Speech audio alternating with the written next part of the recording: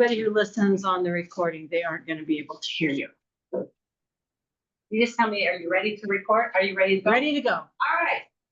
Welcome and thank you for coming tonight. It was a beautiful day and I appreciate y'all being here. So I'm going to start off with that. So we have our neighborhood meetings for Curtin Creek here every 3 months. And it's usually here at the location here. It's been this way for the last year or 2 years. So it's been really nice to have this location. I'm going to introduce a couple people here to my right. We have Rick Franklin, who is my VP and helps me with things. And I have next, Terry next, that one there, the silly one. She's my secretary and runs the emails and things like that. So thank you for being here, guys, and thank you for the support. As you know, this is a volunteer position and we are all volunteers. So anybody that wants to join us is more than welcome to. We're going to start the meeting tonight with the Clark County Public Works.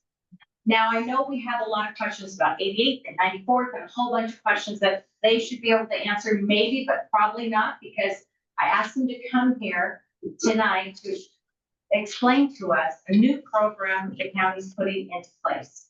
And this program came about from the Flighted Neighborhood, which you guys probably met Brandon Erickson over there. They did something kind of really cool. Was that about a year and a half ago? It was actually earlier this year. Okay, earlier this year. That was really cool, but it sparked something in the county that said, hey, we need to listen to our neighborhood associations and maybe do something about it. So because the Flighted Neighborhood did that, the county decided that they are going to put together a neighborhood traffic management program. Acronym NTMP. Anyway. I don't know exactly what this pertains to. I don't know how it's going to work, but I would love to hear how it works from these wonderful people here, these two. And I'm sorry I didn't catch your name because we had such a craziness at the beginning. So I'll have them introduce you. I usually we have some fun. It was just awesome. I just didn't get anything inclusive, but they will be here to talk about it. I know we all have issues with 88th Street, 94th, 119th. These are some big issues that we all have with.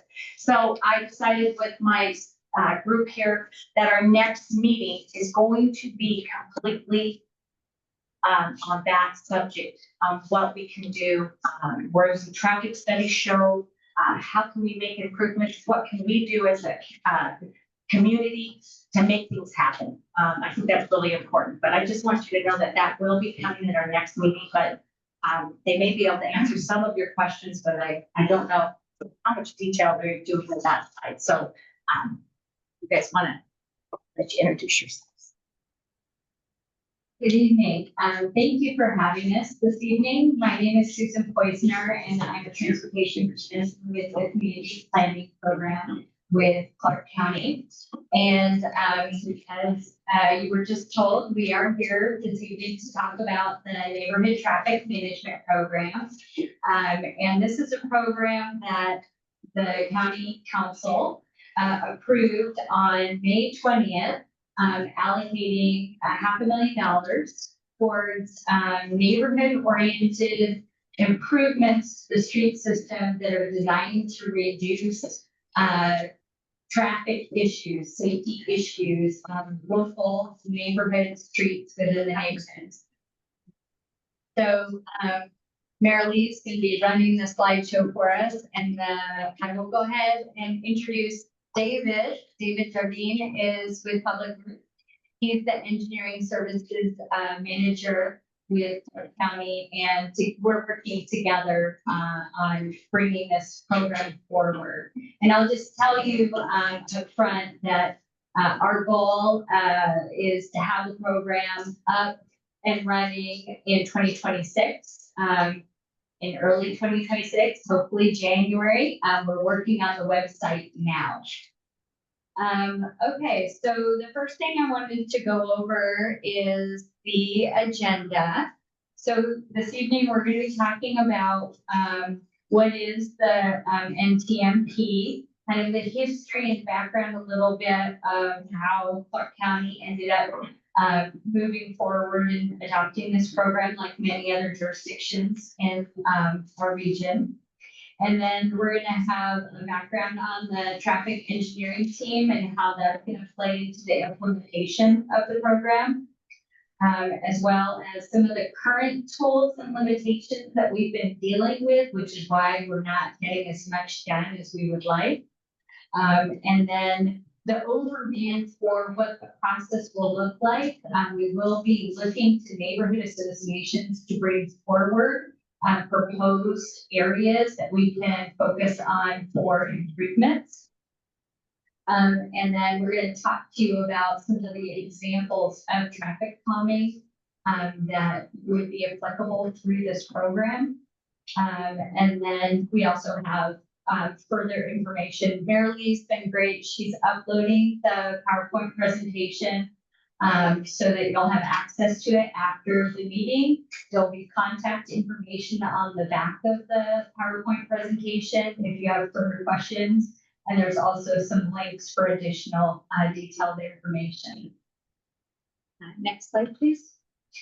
So the introduction to the NTMP, well, what is it? So the NTMP, the goals and objectives around the program is to help enhance neighborhood livability and safety, to promote safe and comfortable conditions, to provide a consistent, feasible, manageable procedure for addressing neighborhoods' traffic concerns, being transparent and being upfront on what the process is, and identifying for you upfront what criteria we're going to use when rating projects that are proposed, so you have a better chance of submitting projects that can be supported. And then it also has an evaluation of the residents' concerns. So it's a tool that enables us to hear from residents in these neighborhood associations and help us figure out a path forward to deal with some of these concerns. And then finally, to coordinate with emergency service providers as well as transit providers to ensure that whatever features are designed to help meet the safety needs for these local streets will also meet the needs for the large vehicles that will be traveling.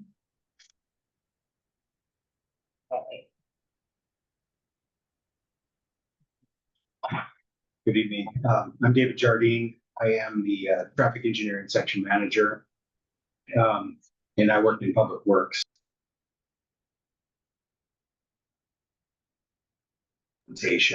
Of the neighborhood traffic management program. But to kind of outline some of the current tools that we have and some of the limitations that are on us that are in place today.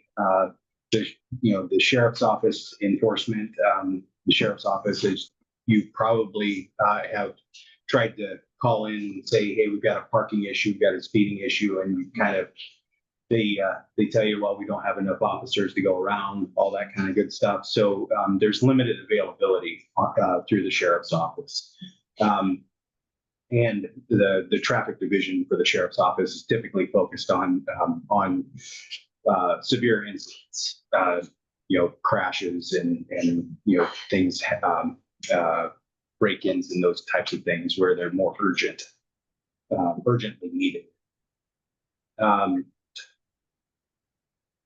Another device that we have in our current tool bag is speed feedback radar devices. These you may have seen. They could show up as a trailer that has a big board on it that posts your speed as you pass it.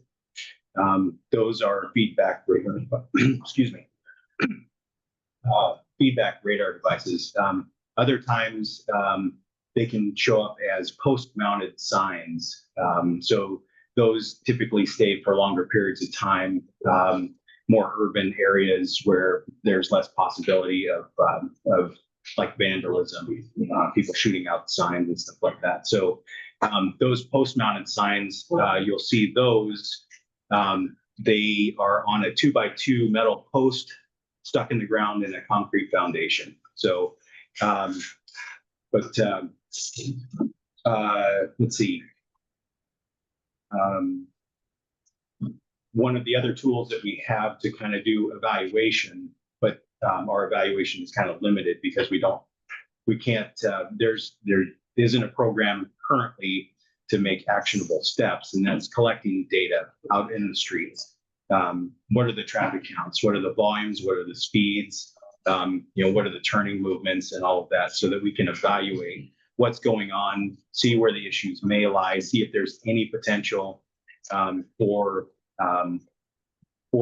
Public Works to do maybe a low-cost interim solution while we wait for these big capital projects to implement more bigger devices in the street that could help either increase capacity or increase safety, reduce the potential for any kind of crashes or issues like that. They pointed out the little posting. Yes, I was gonna say, you can see an example of the speed sign that David was talking about in the middle image. And then the lower image is an example of what you're probably used to seeing. You're driving down the road, you see these two ports across the road, they're measuring their traffic counting. They're seeing what your speed is, and they're determining how many vehicles are using that corridor. So the next slide, we talk about, well, why did we need the NTMP to move forward? And as David pointed out, we've had these tools, but they're not getting us where we need to be.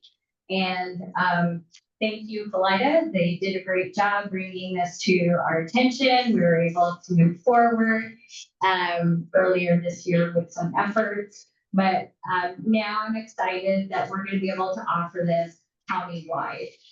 And so what you see here in the map shows the accident spread. It shows a point in time example on January 25th of 2025.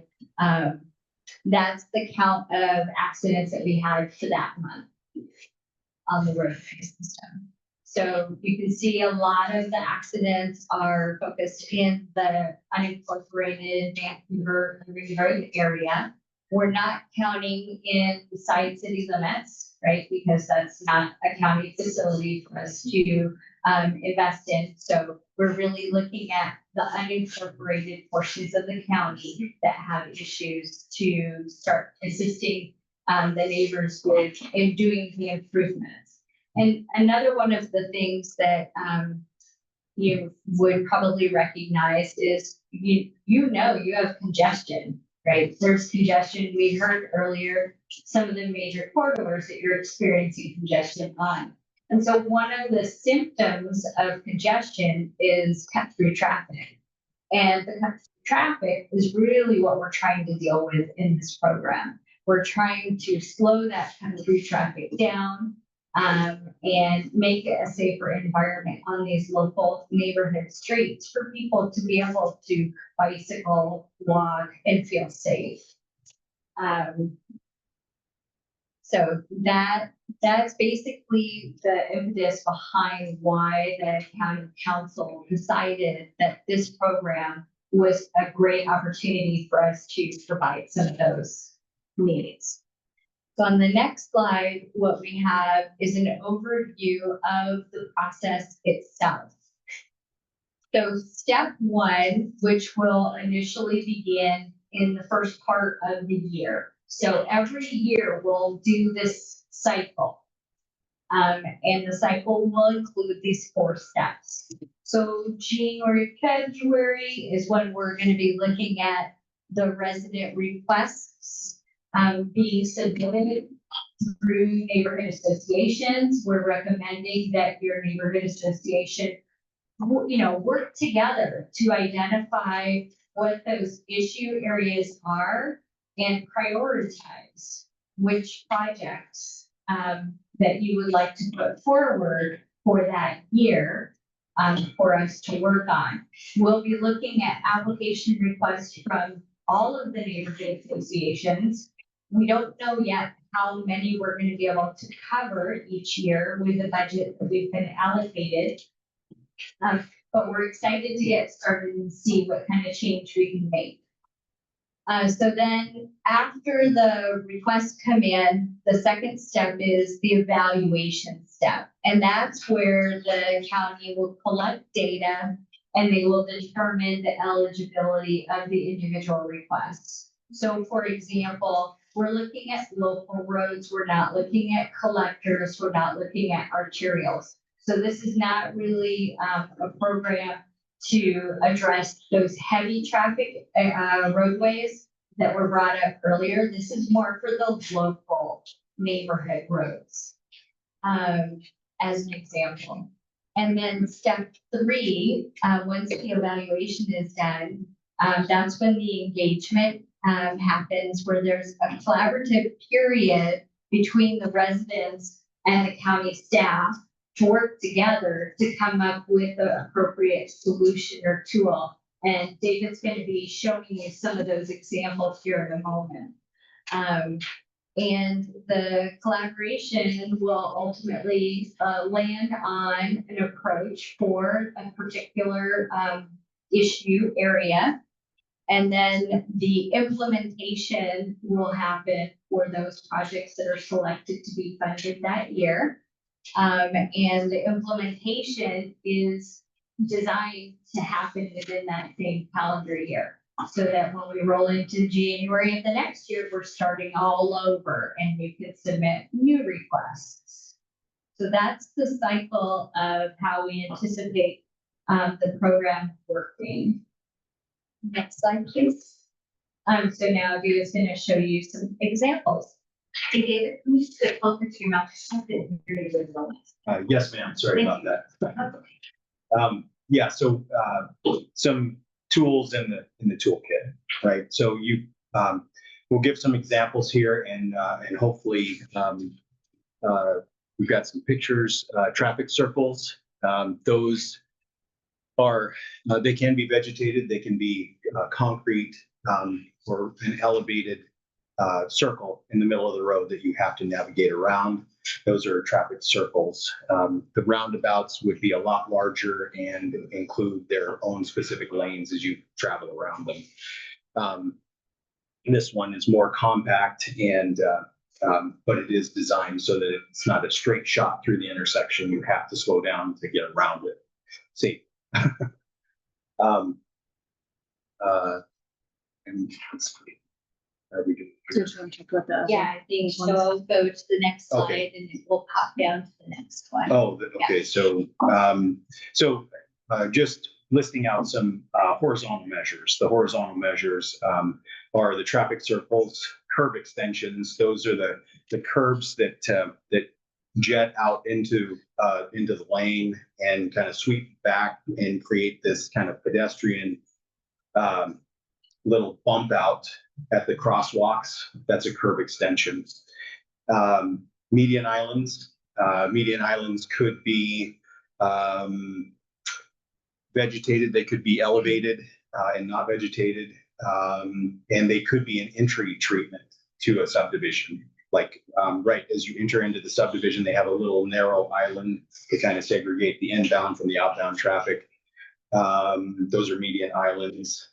Pedestrian refuge islands. So if we've got crosswalks involved, there could be a location where we could build one of those elevated island looking facilities where a pedestrian could cross half the street, stage, wait for oncoming traffic or whatever, and then continue on across the other lane. Those are horizontal measures for some of them. Vertical measures, I think you are all familiar with because you run over them in shopping malls. Speed humps, speed cushions, and raised crosswalks. So the raised crosswalks are a modified speed hump, and they're a little wider at the very top for that kind of level surface for the pedestrian to cross. And those are some vertical measures. Signage and striping, optical speed bars. The optical speed bars as shown in the picture here. Those were recently installed on 88th Street, on kind of both ends of 88th Street. As you might be familiar, 94th and 88th, just west of that location, we put in some optical speed bars. And then I believe it was on the west end, we have it optical speed bars that are very near the industrial building up there as you kind of enter into the residential street area. We had a couple of reports from individuals that had called asking for some kind of speed reduction method to place. When we did these optical speed bars, we called the resident back to find out how they were doing, and his observation was that that it did reduce the speeds a little bit. And our okay. So let's see, signing and striping. We've got the RRFBs. And now that I'm on the spot, I can't remember what that acronym is, but rapid flash and thank you very much. Thank you very much. That's it. Those are, you find those at pedestrian crossings. Those are the lights that come on when you push the pedestrian crossing button. There are some more higher visibility ones that you can see on Highway 99 right around the Fred Meyer. Those are above the travel lanes, and those come on when the pedestrians push the button as well. Can you explain how the speed bars work? I've driven over several of them and it didn't slow me down at all. No. The idea behind them, the concept is that you start wide with the spacing on those paint marks, and then as you get towards the other end, they narrow up. So it looks like as you're traveling through there, the concept is that because those paint marks are getting closer and closer together, the concept is that it feels like you're going faster than you really are. So you slow down. So yes, that's the concept behind them.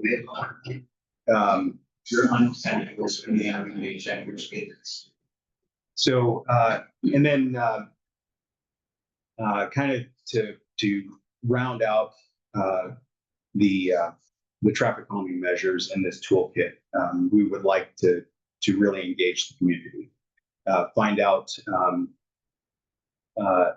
where the issues are in the neighborhood, provide some educational campaigns to showcase some of the tools that may be available to you that we may be able to recommend and use in your neighborhood, and we'd really like your input with regard.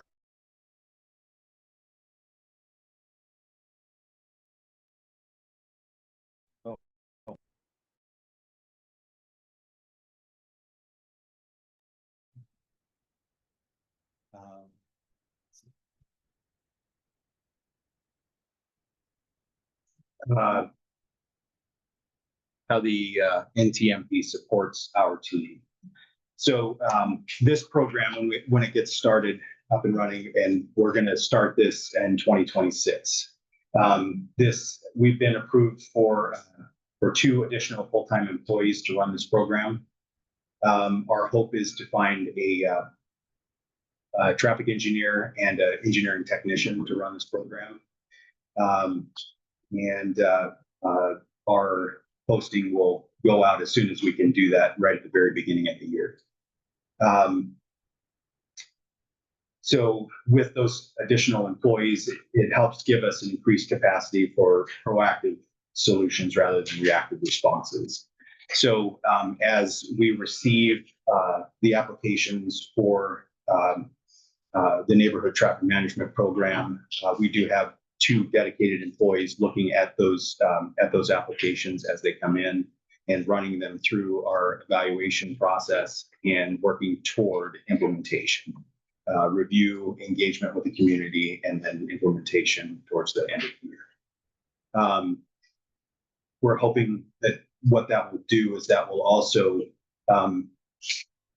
those individuals, you'll get to know those individuals really well, in that they'll be out in the community, they'll be engaged with you and the homeowners associations as we move forward, and we're making decisions in your neighborhoods,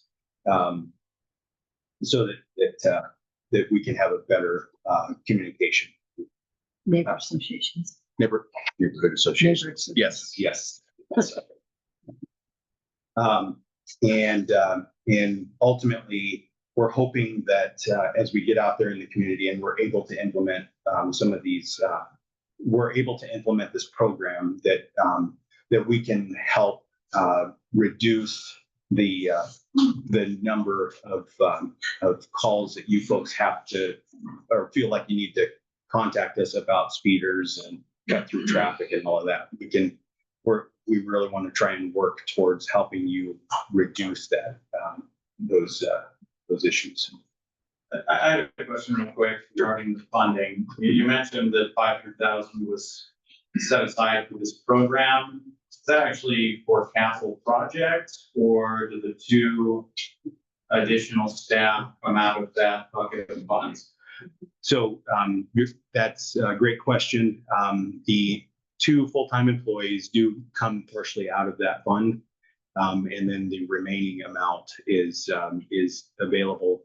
And I don't know if they split it right down the middle or how they did that, but we have an allotted fund to pull from to implement this program. Okay. Or install traffic devices. Yes. I was just curious. No, absolutely. That's a great question. I also have a question. Yes, sir. So when the traffic got insane on 94th Street, right after the traffic circle went in, and it's insane. People doing 100 miles an hour all the time, I live right there.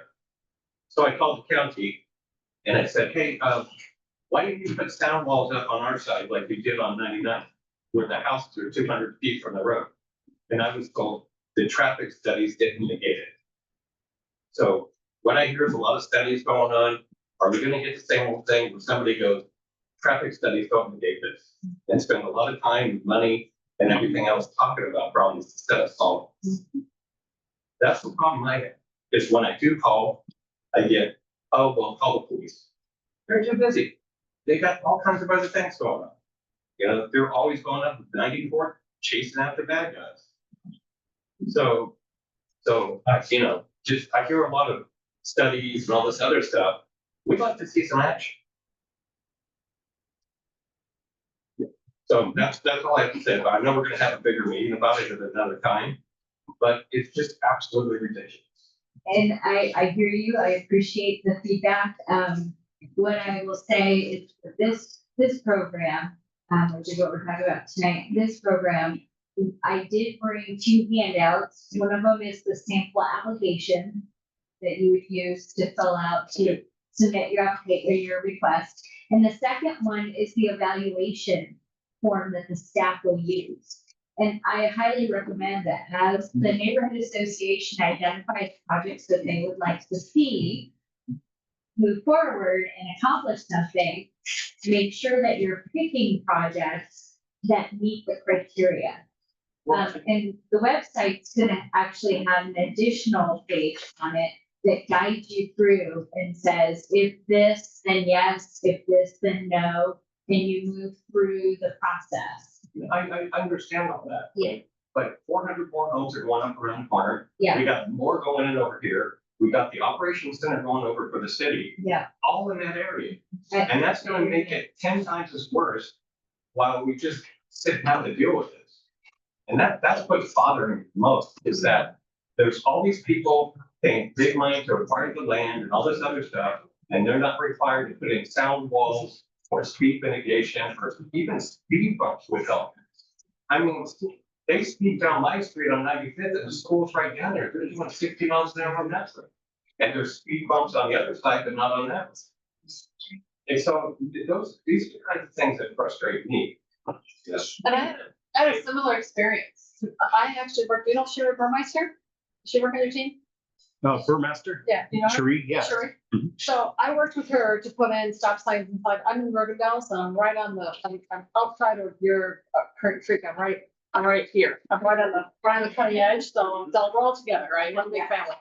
Anyway, I worked with her to get stop signs inside my community, and she was great. I got them in, it took about a year. But at the same time, I asked about that asinine freaking corner on 94th, and you're going towards, north away from Patton, but to the end of 94th, and you get the turn, right? If you're gonna go to 119th, and that turn. If you go straight, you don't have to stop. If you turn left, you don't have to stop. If you're coming this way, if you're gonna turn this way, you don't have to stop. But if you're gonna go straight, you gotta stop. If you're coming this way, it's absolutely asinine.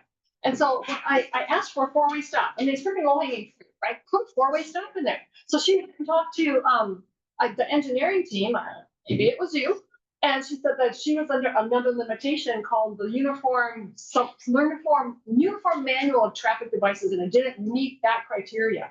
So how much other freaking criteria? I mean, we can put on a request story we want. Are we working against these uniform traffic devices manuals that we can't work around? I mean, there seems to be a lot of limitations of what we can actually put in. That corner is going to get, I mean, you can't see when you're walking. It's horrible. And with all this new traffic, that corner is going to get even worse. I mean, a poor house on the corners had cars. They put these huge boulders in front of their house on the corner to stop the cars from hitting their house. I mean, it's insane.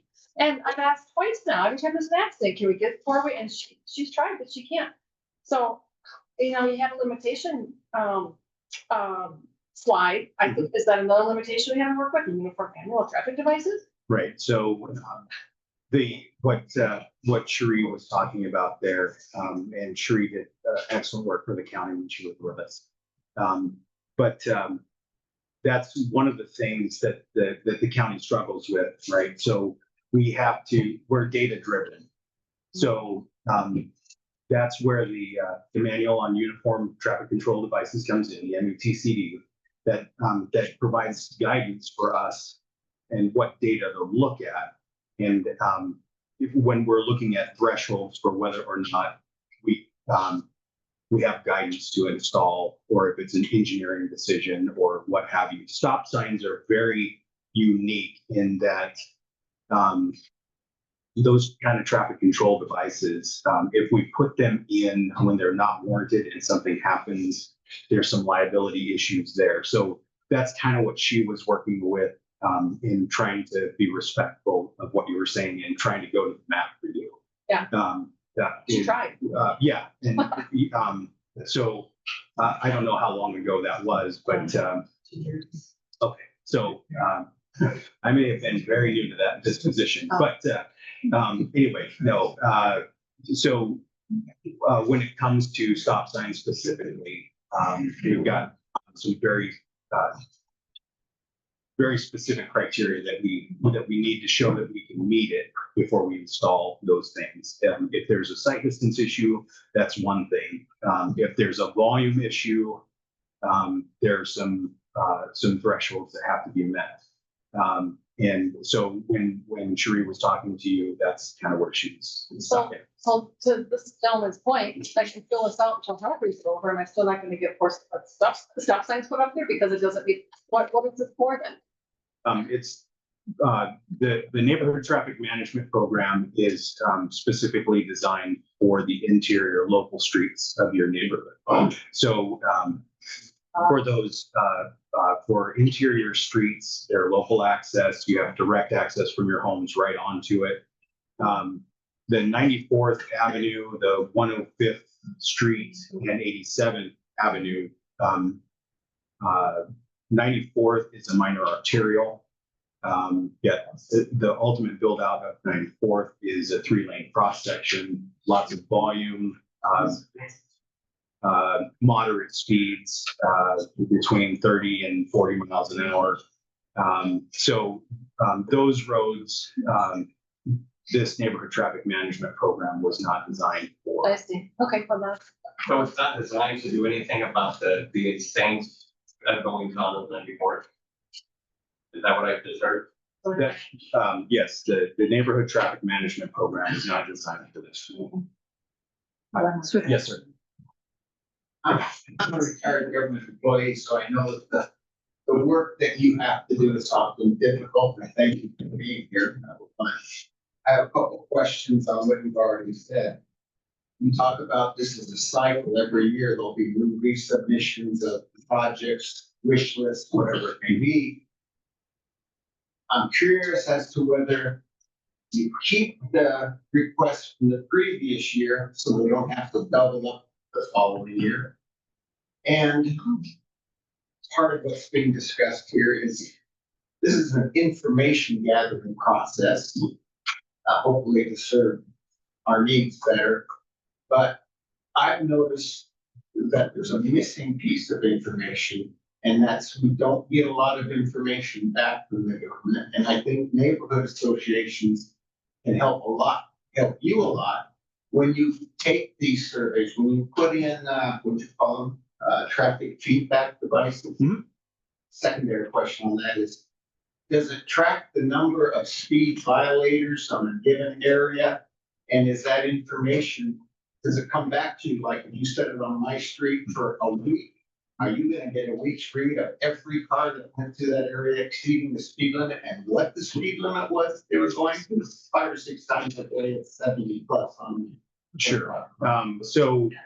The feedback signs are trailers that we have. Right, I understand the mechanics of it. I just wonder, what feedback do you get? And is it enough that you feed back to us at the end? You know, every 3 months you issue a very small report to the neighborhood association that says, we've had, 9 of these devices in your neighborhood association. This is what they reported. Let us know what you think. So they're not recording data. Not much. They do have the capability of recording data. We haven't been using that because the trailers themselves are, I would say that the data isn't always accurate. Okay, so if your data in frame, why aren't you collecting? That's a blind spot. Well, and you're right. So typically when we hear a speeding issue, we'll try the initial stuff first, which is setting those speed trailers out there to get, immediate feedback to the driver. How fast are you going? You're in a neighborhood, you should be going 25 miles an hour. Many times, that helps reduce the speed while they're there. What specific information do you look for from those? So far, I haven't gotten the answer. I mean, is it just the number of vehicles? Is it the vehicles exceeding the speed limit? Does it tell you what the speed limit was? If it doesn't give you any of that information, I'm curious as to what specific information it will give you. So the information that it does record, and we don't use it for analysis purposes because it's, Faulty it's software program. right. It sometimes, Machine. well, no, it doesn't pick up all of the data all of the time. So sometimes what we see is missing spots. So, but what it will collect is it will collect volume, it will collect speed. So Are we talking about the radar machines, or are we talking about the pneumatic tubes right now? no, the pneumatic tubes, those are ones that we would typically use if we were to go out and collect the data for an actual study. The speed trailers and the speed feedback signs are that immediate feedback to the driver of how fast you're going, and that's why they're put out there, is to alert the drivers that may be speeding in your neighborhood just how fast they really are going. If they're speeding, they don't care. Yeah, and then when you just ask the blinking thing saying you're doing 26 and 25, right after that, you're back on the gas again. Understood. So Actually, yes, just make a, just a small point for an 8. Sorry, Susan. Known you for a long time, so. correct me if I'm wrong, but this program is for those missing pieces within our neighborhoods. Like my street, when they're up and down my little tiny street on 91st. And we can't get them to slow down. This is not for that 94th Avenue. So if it's not for that, I understand that it's not. Who do we talk to next? What's the next step for us? If we can't, if we're correcting the little areas, how do we correct? Or talk to someone for the bigger areas? And I'm gonna, because we do have more discussions, but like I said, and that's a good question, because I'm gonna have you answer it when you come back at the next meeting. Because I think it's really important that I think we spend the whole hour and a half that we have and really get the people here that can discuss this question, because I think what Terry's asking is what every one of us is asking here. What can we do if it doesn't affect our main streets that we're watching at every day? Speeders, just all kinds of things going on. Where do we go next? Because, you know, I was hoping this would help us in some way, but, and I know that you guys are looking for our input, so I would love to give it to you. They would love to give it to you. And I know we're gonna have a lot more questions, but I don't know if tonight's meeting is gonna cover all those, but I'm just gonna prepare you for the next meeting, because we're going to ask for you and maybe whoever else would like to come to be able to answer those questions. And for those that do live on the 25-mile-an-hour cut-through streets, don't, make sure that you keep this in mind and do submit for this work. Because this money is available for that, so don't lose sight of that. Yeah.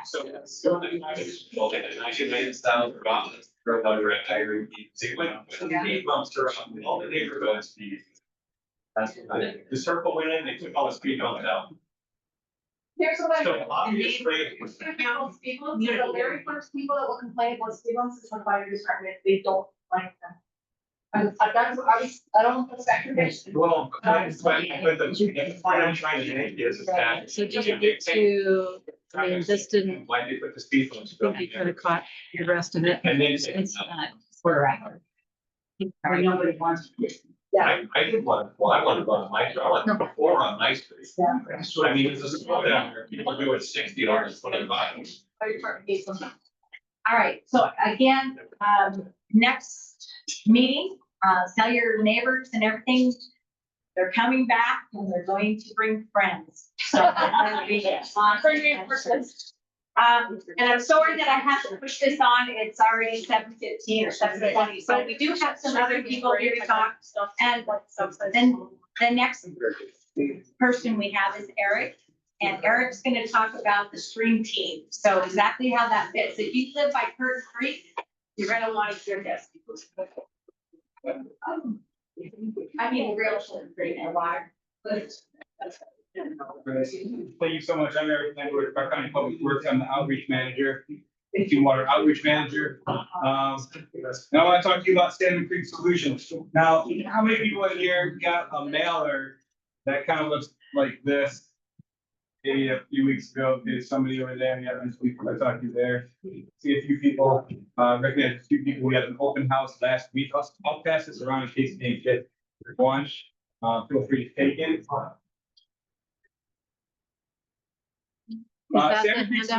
Salmon Creek Solutions, yeah, if you want to hit the website open, that'd be awesome.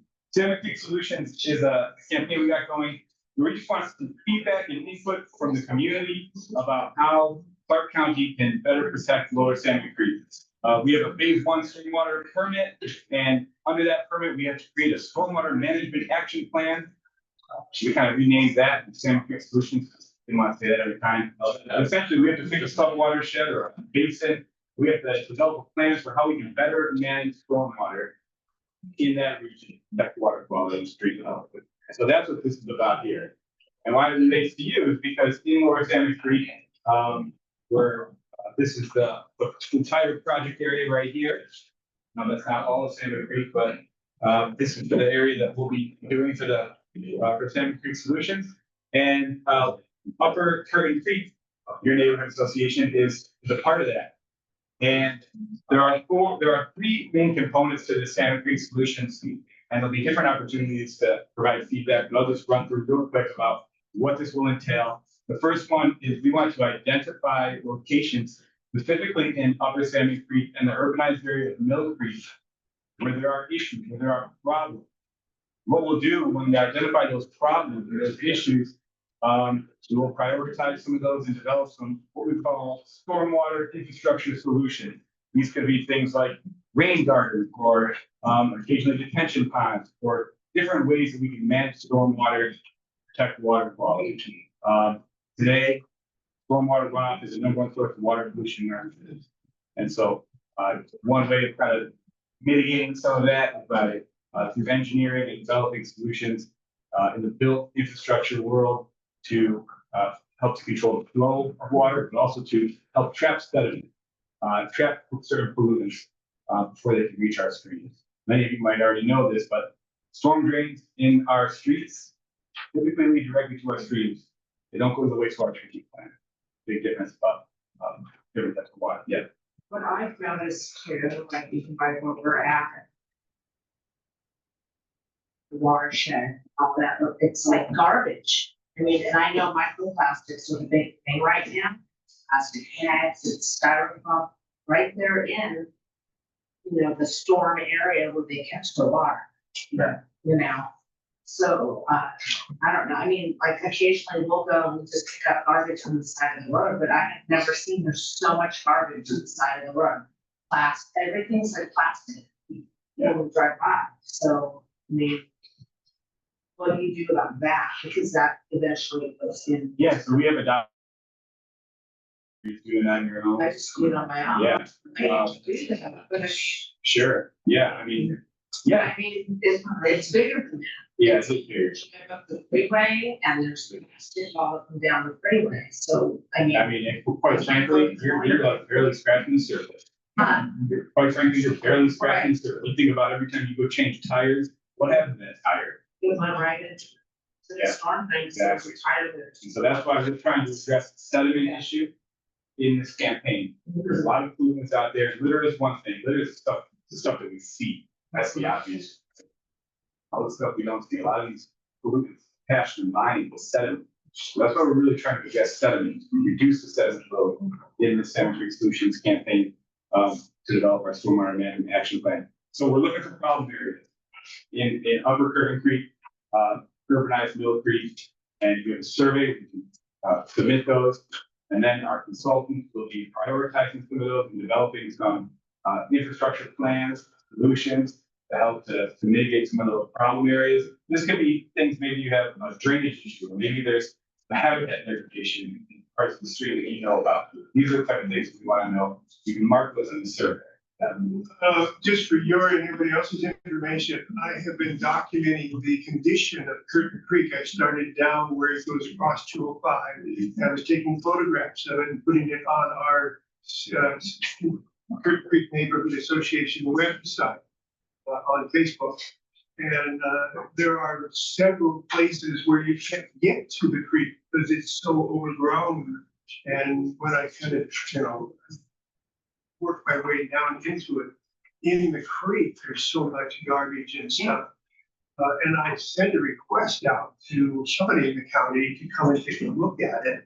But if you go to the Facebook page, Curtin Creek NHA, you can see pictures all the way from 205 all the way up to about where it goes under the railroad tracks. There are places in there I can't get to, but I've documented the condition of the creek there. Right. So that's Curtin Creek NHA Neighborhood Association on Facebook. And there are pictures of it.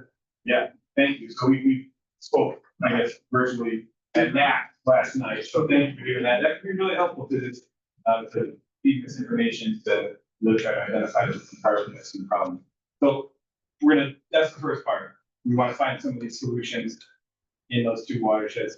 The next part, we want to look at our stormwater management activities. These could be like supporting businesses with pollution prevention. We have outreach specialists that go in and talk. They work with business, not against businesses. We want everyone to make $1 million. just don't want to do it back in Mother Nature. So how can we work with businesses to prevent pollution? How can we maybe manage county lands in a different way to protect water quality? The county owns a lot of land in Lower Salmon Creek. Maybe we can do better and identify some of those ways. So that's the second goal that we have for this project, is to identify some stormwater management activities and strategies. And the third one that we're going to be looking at is really how do we improve our infrastructure maintenance? As I mentioned, sediment is a big thing. Sometimes it's better to get sediment out before it goes through our system. So we're going to have a revised street sweeping plan that we'd like some feedback on. And this isn't in the current survey, but later on, there's another opportunity to participate and share your feedback. Also, we have throughout the county over 500 miles of underground storm pipe, much of it very, very old. And we need to get an idea of what that looks like. So inspection, maintenance, and a repair program for our stormwater pipe so that we can identify and correct problems before they actually become a visible problem. And so after we complete those three goals, we mix all that up and put it into a stormwater management action plan for Lower Salmon Creek.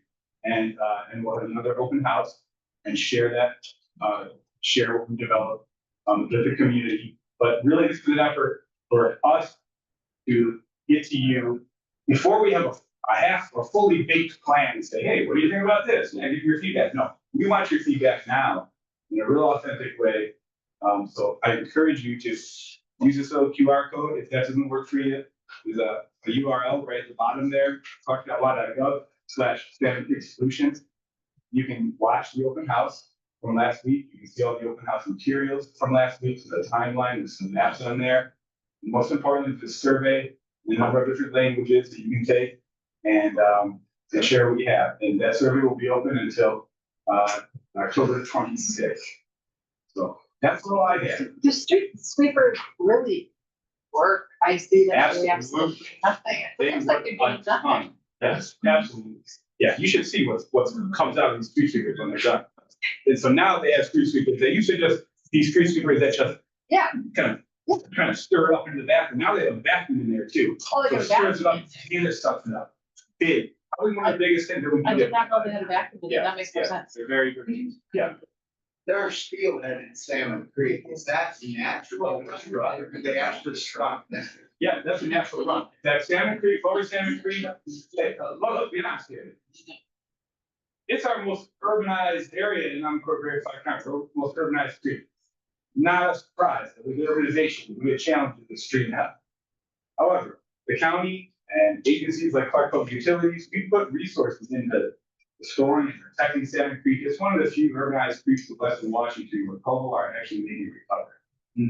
As a result of that, As a result of that. from Fed, state, additional funding for that, or requirements under the Species Act. Yeah, so yeah, there are endangered species. It's a threatened species, and so there are some added emphasis and resources to put toward that. Most of this funding that we have here is going to come from stormwater fee, which we have one of the lowest in Western Washington here in unincorporated Clark County. And so yeah, much of it will be local for the plan that we do here, and then the future. Good question. Hang on a second. For those of you online, I've put the website address in the chat Any where more you can questions? find the survey and information regarding Salmon Creek Solutions.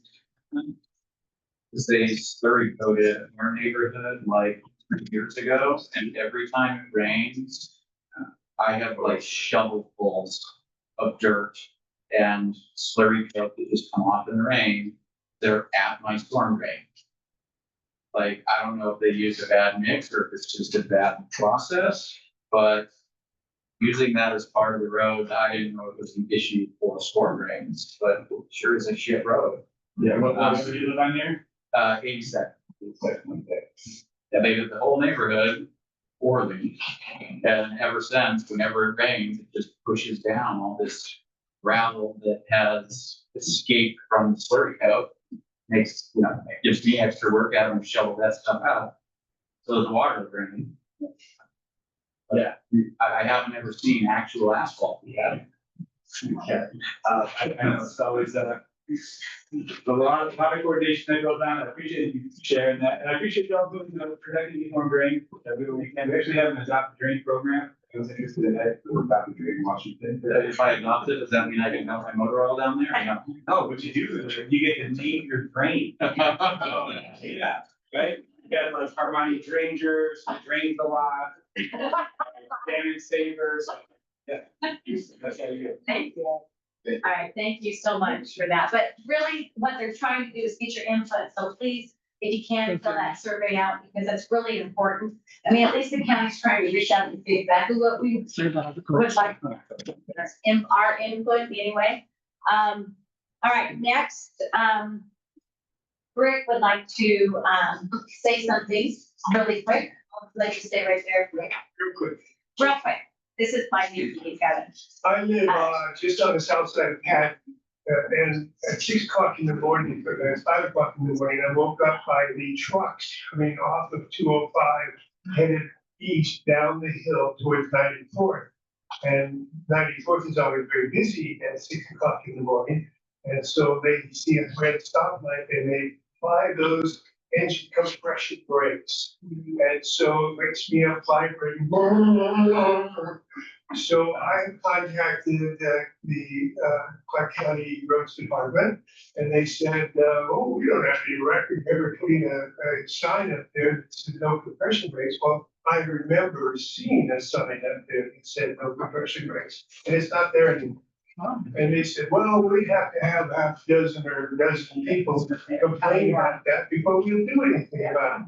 I had a survey in my hand, and I'm going to go walking up and down the streets on both sides of the Patton. And if any of you live close enough to Patton that you hear that noise, I'd be happy to have your signature on this. And I will then personally take it to the road department and ask them to put that sign back in there between 205 and 94. So see me at the end. Anyway, please, if you can, because I do remember that sign too, but it's gone now. So I guess they just won't put it up because Bruce wants it, but, I gotta have another. it's gotta have 12 signatures.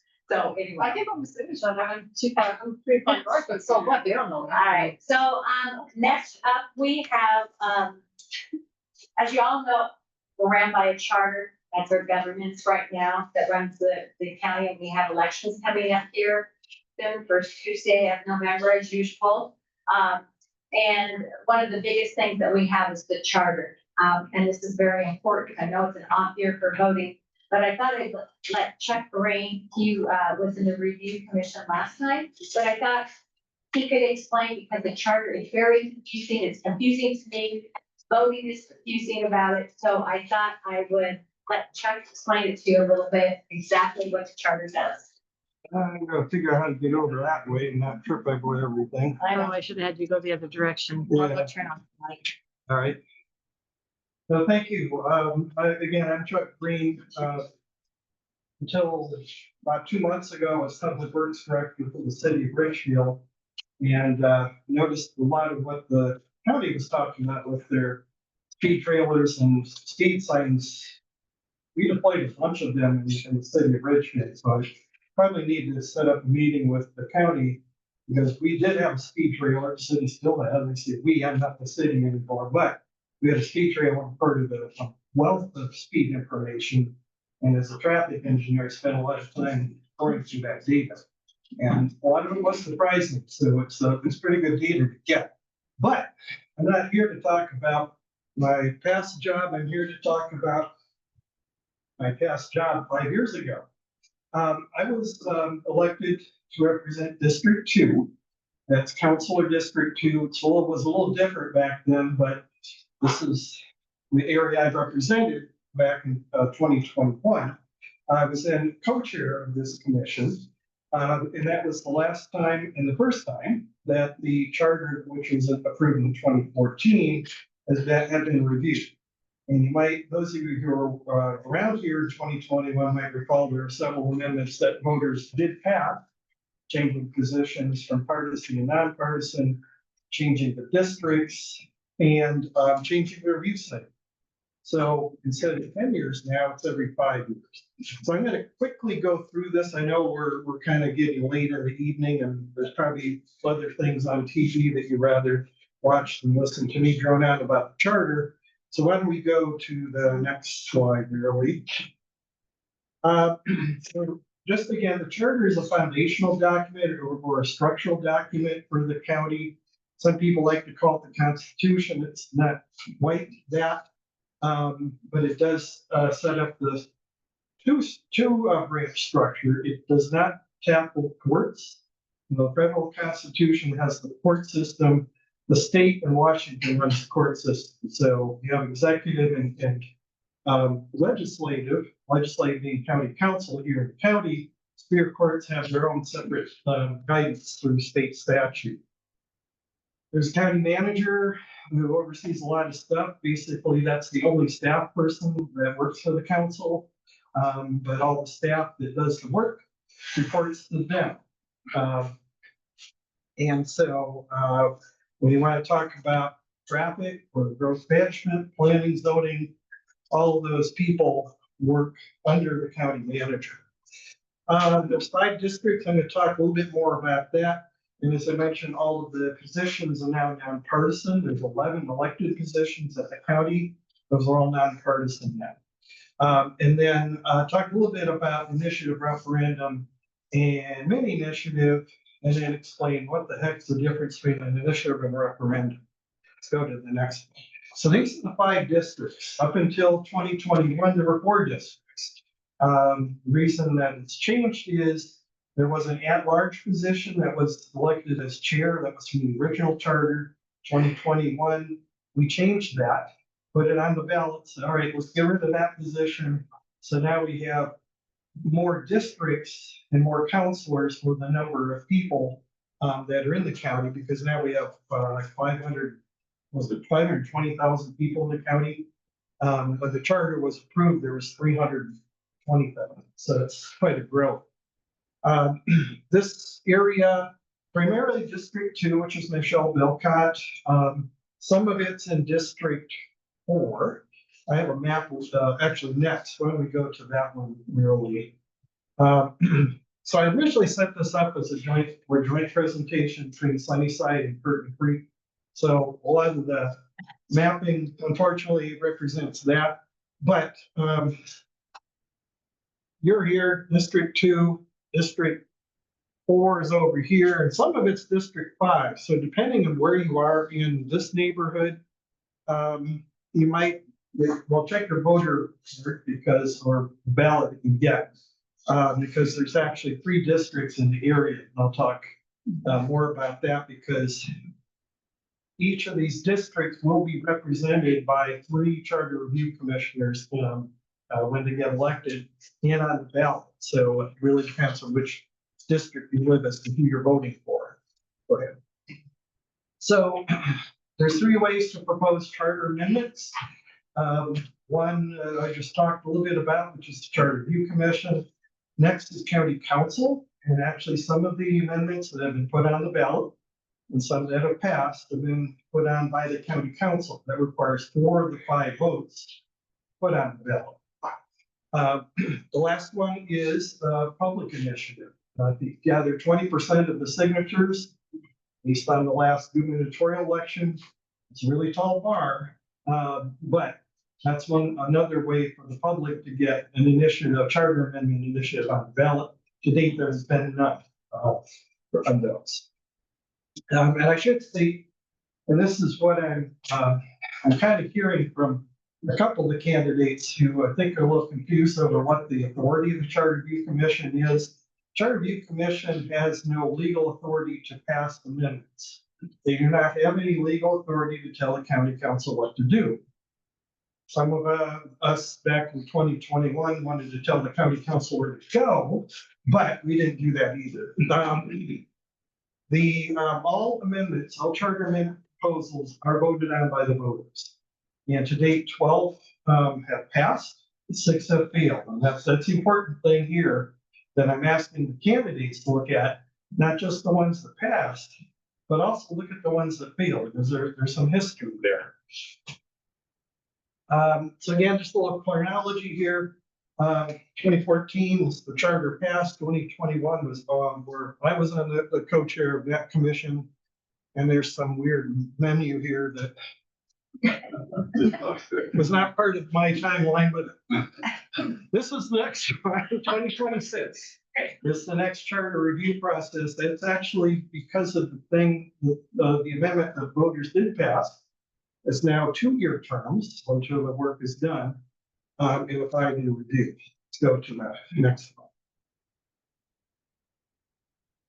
So, just a quick thing, and I'm hoping that, Marilee or Kim can make this presentation available to all of you afterwards. Because I know some of this is hard to see, but just a kind of a quick summary of what's going on with this charter election. The key thing here I'm looking at and telling people, and I appreciate this easy reading booklet that's over on the counter here. This is the charter. You're welcome.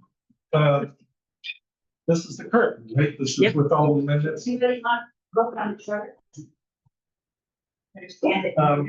If you have absolutely nothing to do or you're losing sleep, this is the book for you. Trust me, it's the first time around, our first meeting with the first Charter Review Commission, we had no guidance. And we spent 3.5 hours at our first meeting arguing over bylaws. So that's kind of how that thing started. But the key here is the positions are all now, the elected positions, that's 5 county councilors, 6 what's called executive electeds. That's the assessor, auditor, clerk, the superior court clerk, sheriff, treasurer, and somebody who I forgot. So there's 6 positions. Prosecuting attorney. Those are all now nonpartisan positions. Charter Review Commission are all nonpartisan positions. That does not mean you can't belong to a political party. It just means that the position itself is nonpartisan. The interesting thing here, there's 35 candidates. Clark County Democrats have recommended, I don't want to use, they've made sure that I know they don't endorse the nonpartisan positions they recommend. Clark County Republicans have endorsed 10 positions. So the 35 candidates, 26 have had some type of political party endorsement. Again, it doesn't mean that you can't belong to a political party, it's just the positions themselves. There are no limits on charter amendments. When we did our first review in 2021, it was during COVID, so all of our meetings were virtual. We had a virtual whiteboard. We put probably 23 different possible proposals up on that virtual whiteboard and felt that would just totally overwhelm the voters. So we ended up with 7, and 6 of them passed. So keep that in mind. We do encourage candidates that, I know there's no limit, but keep in mind you have voters out there and you want to vote on these things. Go to the next. So these are the ones that have passed, as I mentioned, 12 amendments. And the nonpartisan is probably one of the bigger ones, 5 districts. One that came out that's had some airplay lately is Ethics Review Commission. That is to review, it's an ethics review for complaints against elected, appointed, and even staff positions. In that one, I know there's some of the candidates wanting to talk about who all is subject to that review. The other thing that the county council put on that same ballot 21 was if there's an ordinance that the county council passes that only applies to the unincorporated area, only the unincorporated voters can vote on that referendum. So referendum is somebody collects enough signatures to review the ordinance, to approve the ordinance in the ballot. The initiative is collecting enough signatures to put something on the ballot. Some other ones, again, and it's, if you get a copy of this, it does summarize all the ones that have passed. I'm not going to go into details on these. Let's go to the next one. This slide talks about the ones that have failed. And there's some lessons learned here. Diversity, equity, inclusion, who actually is on the ballot twice, 21 and 22. It failed. It was the only one that failed in 21. It failed even worse in 2022. Ranked choice voting failed in 22. There was a preamble that I led.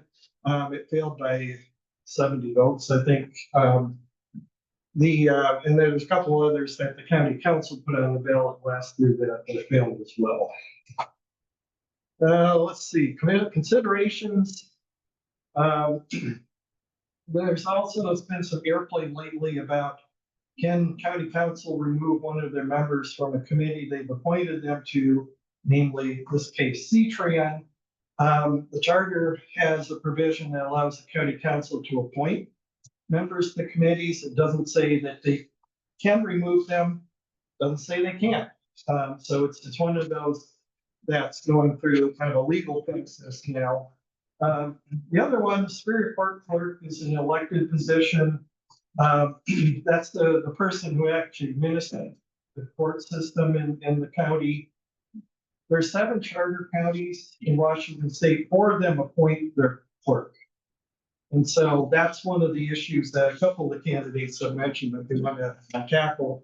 And I'm suggesting to them, well, the other positions, there are charter counties that do appoint some of the other positions. The only one you can't is prosecuting attorney. That's in the Constitution as an elected position. You can't change that with the charter. County executive, county manager should be elected or not. There's 4 chartered counties that do elect their executive. That gives the elected executive does have veto power over ordinances passed by the council. And by 2/3 vote, the county council can override that veto. So there might be some more discussion coming on that one. Salaries of the county. Number of districts. Back in 21, we were looking at how to have better representation for all the growth in the county. We seriously considered going 7 districts instead of 5 by 9 to 6 votes. We went with 5 on that ballot. But it's one of these issues that we in 21 kind of deferred to the next charter review commission for consideration. So here's all your 35 candidates. You got 2 of them in the room tonight. One of them happens to be your neighborhood president. So District 2, John Bauer and Brandon Erickson are running for position 1. These are all distinct positions. They don't take the top 3 vote getters. You have to run for a certain position. And there's a lot of discussion behind that and why that is, but that's the way it is. As well as position 2, Kathy Garber, Bob Reynolds, and Justin Obert, position 3, Kim Hamlich, and Sean Over. So that's primarily who represents, for most of you would live in District 2 and vote on that. Ballot's going out this Wednesday or tomorrow. So keep an eye out for that. I think that's all I have. There's my contact information. Again, I hope this can be shared. So if you have questions after seriously considering this presentation and reading this book, feel free to call me between the hours of 9 a.m. He's now retired, so. I'm retired. Did I say that? Like luxury. So that's what I have for you. Try to keep it quick. Anybody have any questions on the charter now? That is dry stuff, man. I'm sorry, I'm just gonna say. Really dry. I know. Thank you very much. Well, it may be dry, but it's really important, so, just remember that, okay? Anyway, thank you so much, Charlotte, I appreciate it. I think that is all we're gonna do tonight, because I think about, I don't know about you guys, but I'm kind of exhausted after hearing the other conversation, so, I really, well, the next meeting will just be talking about roads and traffic, because I think at every meeting we have these discussions, I try to put people in here. Again, my job to you guys is to bring people and hopefully bring your voices to the county and the county voices to you. So we can make a difference somehow, some way. So that's what I try to do, but I think we need to spend a good, I think 2 or 3 hours on traffic and roads. It's a lot of frustration. Oh, I think I can feel it every time. they need some help. Before you all leave, I just let you know again, we have a email address, curtintcreeknha@gmail.com. We're always looking for information about problems that you've solved, problems that you haven't solved. And we can then take those to higher up authorities. So Curtin Creek NHA@gmail.com. Please keep in touch with us. Hey, Anyway, thank you again all for coming, much appreciated. Again, How do we know that when the next meeting will be? How do I find that? it will be coming out of the postcard, but, we already picked the dates for that, you guys, where do you have that in terms of your head? But I think we'll start posting it on the webpage or when we're gonna get those or before, or if you signed up for an email. January. Yeah, it's January sometime. We try to do it every 3 months. We don't wanna overwhelm you either, so, we can, if you're on the email list, we'll get an email out. I'll have Jerry email that out maybe this month or so. Okay? It's about the incorporation, what's going on with the incorporation that we're about? Incorporation, annexation. Annexation, yes. That was another subject that I wanted to bring to you all too and discuss it, because what does that mean and how does that look for us? And it's another important topic that's gonna take a whole meeting to discuss. I have asked, Marilee and I have tried to work on many, I was hoping to do that this, meeting, but it didn't happen. But I will be bringing that to you also in another meeting, probably after. I think we need to have the traffic in so we feel a little bit more. Yeah, just, it's just getting so crazy. Yeah, Everyone's talking about it. Can we vote on it? Or can they just say, Well, hey, you're fine? That's a really good question. I don't know. I've heard there's 3 different kinds of annexation they can do.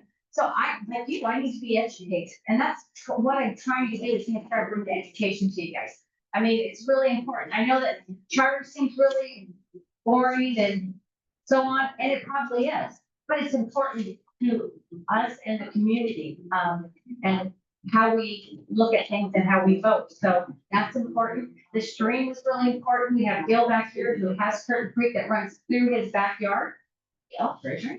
Anyway, he's called me many times. I've talked to him many times. We've had these discussions. It's an important thing, so I thought it should be brought up to everybody that has Curtin Creek in their backyard. First people that from the public works, right? I mean, still that David's the only one I caught it there because I gotta make sure he's here next time. Susan, thank you. Susan Boyd there and David Jones. So, I thought that program was important to know about because I've never heard it. That was just a new program that they're giving us, so that's why I brought it to you.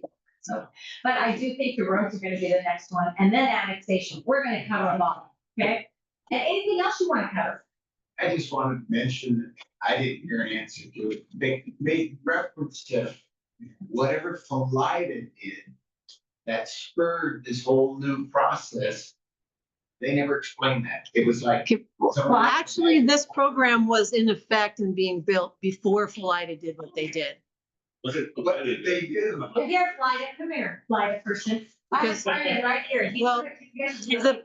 Well, Public Works had this in the works, like started this 5 years ago. Oh, 5 years ago. Yes, and then it kind of got tabled, because there wasn't enough counselor support for it. It got voted down. And then, Philida did a survey and they have an actual traffic team. And they worked together to get actual data of what was going on from their residents and submitted it to Public Works. And they went, oh, you guys worked together and got this information ready for us. This tells us where the hotspots are. And so it reinvigorated it gave them some data to bring it back forward in front of the council again. So we got a problem. Yeah. Yeah. And so again, we can do committees. I mean, after the road discussion next thing, if we did want to do a road committee, more than happy to get that started. I mean, if we don't work together as group, I mean, right now you've got 3 volunteers. This is it. Okay, and she works full-time, he's retired and thinking about moving or might move and well, and me. So, can't sleep. and I'm just saying that we can do committees and we can do things to make a difference, but we have to have one voice. What will the committee accomplish and what can it accomplish? Good. Well, Brandon, come over here and Yeah, tell us what your committee did. Brandon's a great person. I love what they did. I didn't Watch the course of your comments right now. I don't want to have anybody get. face, but here you go. Okay, hello, everyone. I'm Brandon Erickson. So I actually came to your last meeting, I think it was, talked about what we did in Paulina. And we can't take credit for the county program, or at least correct. It was in the works when we started our efforts, but the information that we gathered, we are hoping that it's going to be used by the county. So what we did is we actually have a subcommittee. It's called the Traffic, Pedestrian, and Bicycle Safety Subcommittee. I think I got that right. There's 3 or 4 people. I'm on a committee, and we, like you, are hearing a lot of folks complain about the same issues: speeding, kids, how safely they can walk to school or not, riding their bicycle. A lot of the same issues. And so we put together this subcommittee, and because, well, I should back up a second. People are saying, hey, I've got this one issue. And we were ready to go to the county with a few anecdotal examples.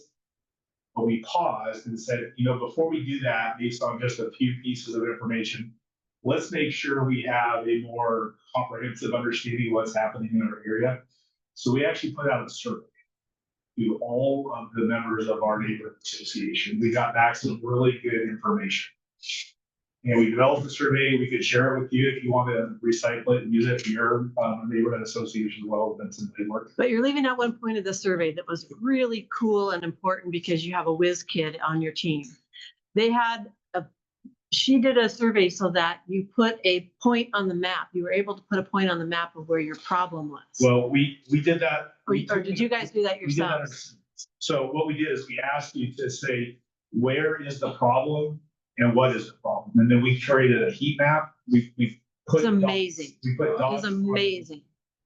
We actually divided it up into traffic, pedestrian, and bicycle, and more or less it was kind of the same area, same intersections.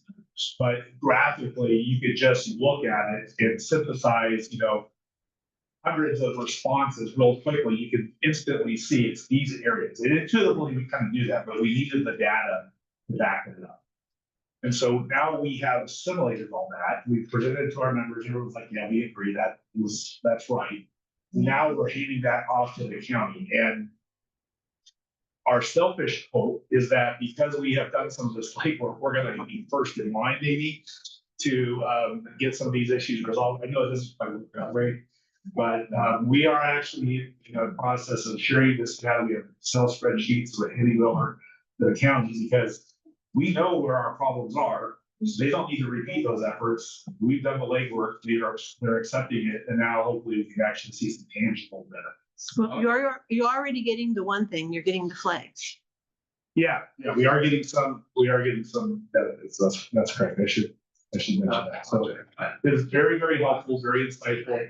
But It's an interesting pedestrian crossing concept on a smaller road crossing. If they're not going to put up a light, they put cans on each side of the road with flags in them. And then they train the kids to pick up a flag and you wave the flag while you're crossing the road. Because they have one section that is a really bad crossing.